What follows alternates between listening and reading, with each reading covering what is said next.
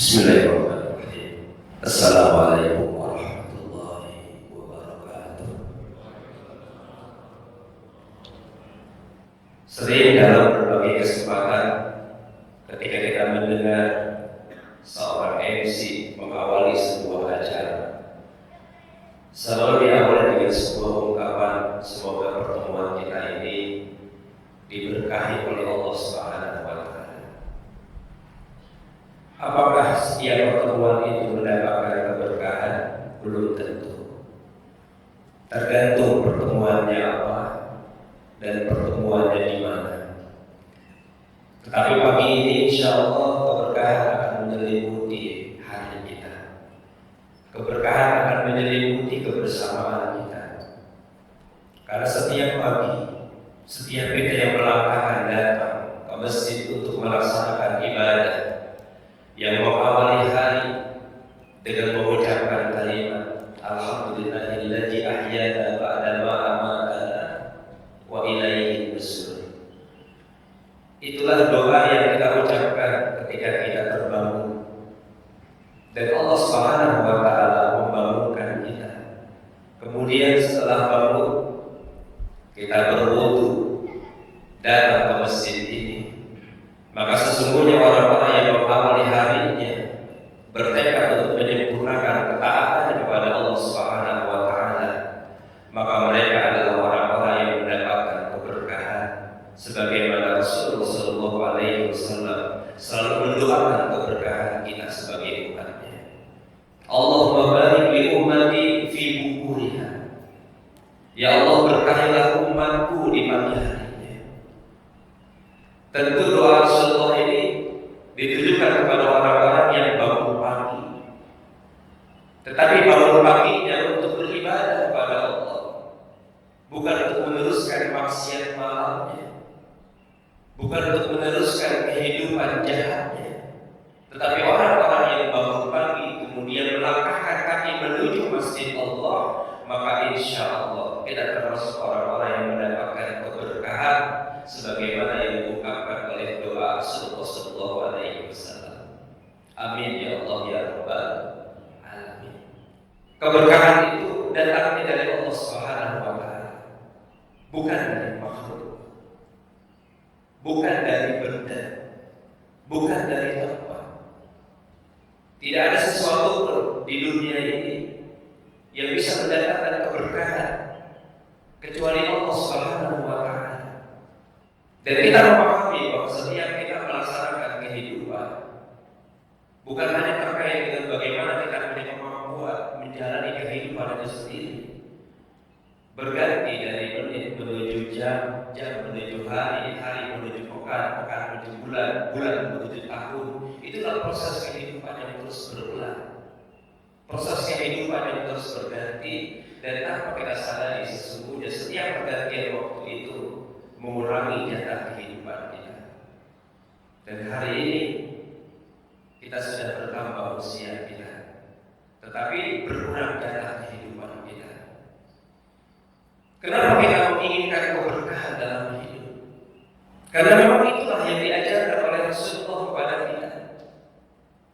Ketika seseorang selesai menikah, maka doa yang kita sematkan kepada mereka berdua sebagaimana yang disampaikan oleh Rasulullah adalah barakallahu laka wa baraka alaika wa jama'a bainakuma fi khair. Jadi Rasulullah tidak mendoakan mereka semoga kamu panjang jodoh, semoga kamu banyak anak, semoga kamu begini, tetapi yang didoakan kepada mereka orang yang baru selesai menikah adalah barakallahu lak, semoga kalian mendapatkan keberkahan dari Allah Subhanahu wa Ta'ala, wa jama'a bainakum fi khair, semoga Allah menghimpun kalian dalam kebaikan. Jadi Rasulullah tidak mendoakan kepada mereka semoga kamu panjang jodoh, semoga kamu banyak anak, semoga kamu tambah rezeki. Bahkan sebagian ulama mengatakan ketika seseorang selesai menikah, kemudian ada yang mendoakan dengan kalimat semoga kamu panjang jodoh, semoga kamu banyak anak.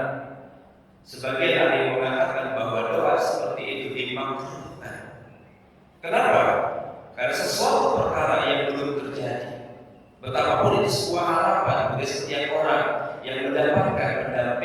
pasti berharap agar jodohnya panjang.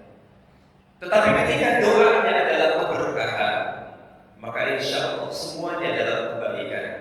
Orang yang berkeluarga dia bahagia, tapi belum tentu mendapatkan keberkahan.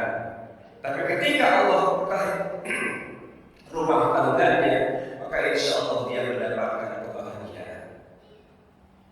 Jadi bahagia itu belum tentu berkah, tapi keberkahan di dalamnya ada kebahagiaan.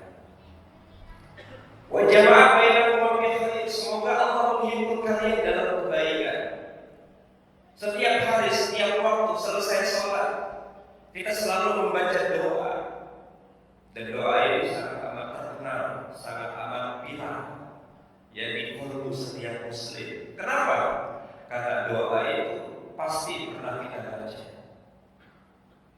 Para ulama menyebutkan doa ini doa sapu jagat. Entah siapa dari ulama yang mana yang pertama kali mengatakan bahwa ini doa sapu jagat. Wallahu a'lam bishawab. Doanya bagaimana? Rabbana atina fid dunya hasanah wa fil akhirati hasanah wa qina azabannar.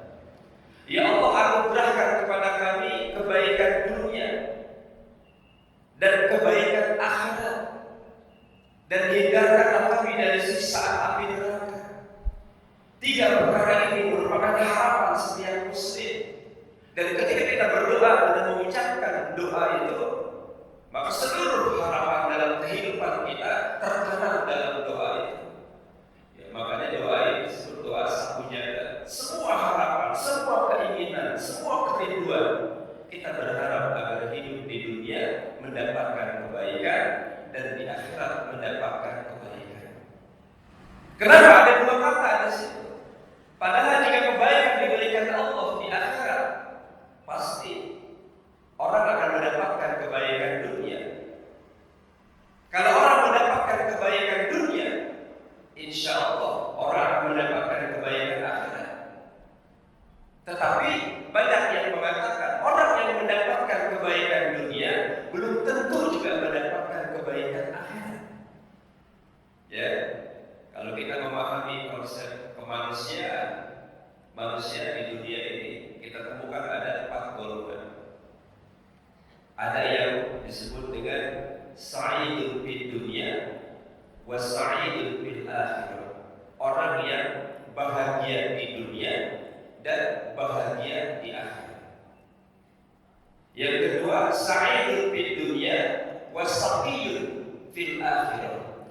Ada orang yang di dunia dia bahagia, tetapi sengsara di akhiratnya.